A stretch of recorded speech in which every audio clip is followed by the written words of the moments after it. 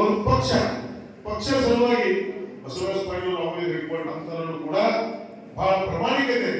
ಯಾಕಂದ್ರೆ ಅವರು ಎಲ್ಲಿ ಇಂತ ಈ ಚಳಿ ಇದ್ರಲ್ಲೂ ಕೂಡ ಬರೋ ಕಷ್ಟ ಆದ್ರೂ ಪಾಪ ಪಾರ್ಟಿ ಮೀಟಿಂಗ್ ಇದೆ ಅಂತ ಹೇಳ್ಕೊಂಡು ಕೂಡ ಹುನ್ನಾಬಾರದಲ್ಲಿ ಹೇಳ್ಕೊಂಡು ಕೂಡ ಬರ್ತಕ್ಕಂಥ ಆ ಭಾಗ್ಯ. ನಿಮ್ಮೆಲ್ಲರ ಕೆಲಸ ಇದೆ.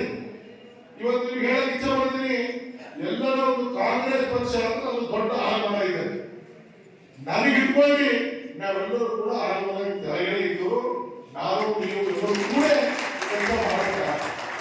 ಇವತ್ತು ಒಂದು ಸಮಸ್ಯೆ ಏನಿದೆ, ಕಾಂಗ್ರೆಸ್ ಪಕ್ಷ ಅಂದ್ರೆ 140 ವರ್ಷ ಇರ್ತಕ್ಕಂಥ ಇತಿಹಾಸ ಪಕ್ಷ.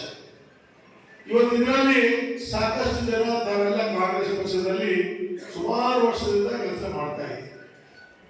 ಇವತ್ತು ಏನಿದೆ ಒಂದು ಸಮಸ್ಯೆ ಅಂದ್ರೆ, ನಾವೀ ಚುರುಗುಪ್ಪ ಪಟ್ಟಣದೀಗ ಚುರುಗುಪ್ಪ ಪಟ್ಟಣ ಒಂದು ಚುರುಗುಪ್ಪ ವಲಯದಲ್ಲೇ ನಾವು ಕಾರ್ಯಕ್ರಮ ಮಾಡ್ತಾ ಇದ್ದೀವಿ ಅಂದ್ರೆ, ನಾನು ಚುರುಗುಪ್ಪ ಮತ್ತು ಚುರುಗುಪ್ಪ ವಲಯದ ಬಗ್ಗೆ ಮಾತಾಡ್ತೀನಿ. ಇವತ್ತು ಇನ್ನೇನು ಸಮಸ್ಯೆ ಇದೆ, ನಮ್ಮ ಕಾರ್ಯಕರ್ತರಿಗೆ ಯಾರೋ ಒಬ್ರಿಗೆ ಹೇಳಿದ್ವಿ ಅಥವಾ 4 ಮಂದಿಗೆ ಹೇಳಿದ್ವಿ, 8 ಮಂದಿಗೆ ಹೇಳಿದ್ವಿ, ಸರ್ ನಾವು ಮಾಹಿತಿ ಬಂದಿಲ್ಲ, ನಿಮ್ಮ ಅಧ್ಯಕ್ಷರು ನಾವು ಮಾಹಿತಿ ಕೊಟ್ಟಿಲ್ಲ, ಅಥವಾ ನಿಮ್ಮ ಆಪ್ತ ಸಹಾಯಕ ನಾವು ಮಾಹಿತಿ ಕೊಟ್ಟಿಲ್ಲ. ಇದು ಗೋಳು ಬಹಳ ದೊಡ್ಡ ಗೋಳಿದೆ.